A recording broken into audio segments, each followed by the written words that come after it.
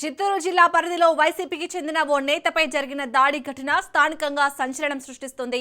YCP publicity wing working president Hariprasad రెడ్డిపై గుర్తు తెలియని వ్యక్తులు దాడికి పాల్పడిన ఘటన తిరుపతి సమీపంలోని ఉప్పరపల్లి గ్రామం వద్ద చోటు చేసుకుంది. హరిప్రసాద్ రెడ్డి ఒక మహిళతో కలిసి కారులో ప్రయాణిస్తుండగా ఈ ఘటన జరిగింది. అదే సమయంలో అక్కడికి వచ్చిన ఆ మహిళ భర్త హరిప్రసాద్ ని కారులో నుంచి బయటకు లాగి తీవ్రంగా దాడి చేశాడు. హరిప్రసాద్ తో పాటు కారులో ఉన్న మహిళపై కూడా దాడి జరిగినట్లు తెలుస్తుంది. ఆ మహిళతో హరిప్రసాద్ కి అక్రమ సంబంధం ఉందనే అనుమానంతోనే ఈ దాడి జరిగిందని ప్రచారం జరుగుతోంది. సదరు మహిళ ఓ సర్పంచ్ భార్యగా సమాచారం.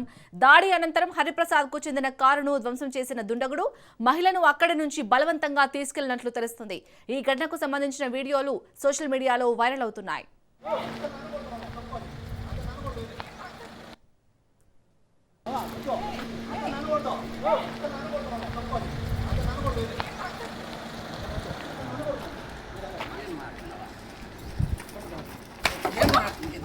ఏం మాట్లాడింది